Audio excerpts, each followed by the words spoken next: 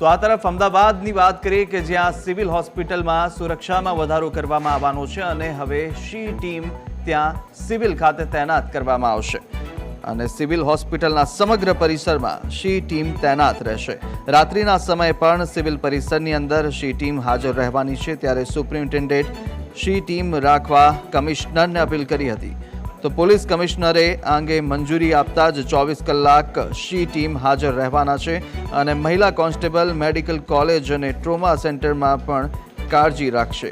તો આ તરફ કોલકાતાની ઘટના બાદ સિવિલમાં સુરક્ષામાં વધારા કરવા માટેનો નિર્ણય લેવામાં આવ્યો છે અને તેના જ ભાગરૂપે હવે શી ટીમ સિવિલ હોસ્પિટલમાં તૈનાત રહેશે। તો 24 કલાક શી ટીમ ત્યાં ફરજ પર હાજર રહેશે, તૈનાત રહેશે અને જે રીતે કોલકાતામાં જે કાંડ થયો હતો ત્યારબાદ હવે સમગ્ર પડઘા છે દેશભરમાં પડી રહ્યા છે। તબીબો દ્વારા હડતાલ કરવામાં આવી રહ્યો છે, વિરોધ કરવામાં આવી રહ્યો છે, ત્યારબાદ હવે આખરે કમિશનરે શી ટીમ તૈનાત કરવાની પરવાનગી આપી છે અને હવે અમદાવાદ સિવિલ હોસ્પિટલમાં શી ટીમ તૈનાત રહેશે।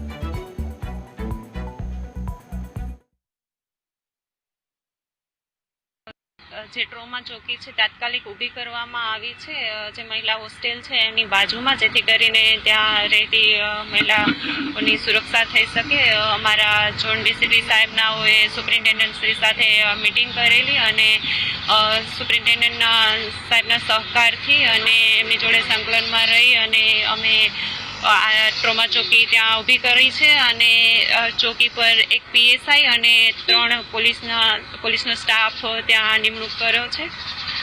એના સિવાય અમારી C team round the clock કેમ્પસમાં પેટ્રોલિંગ કરે છે અને અમારી પોલીસ સ્ટેશનની તમામ પીસીઆર અને મોબાઈલ વાન છે એ પણ રાઉન્ડ ધ ક્લોક કેમ્પસમાં પેટ્રોલિંગ કરે છે।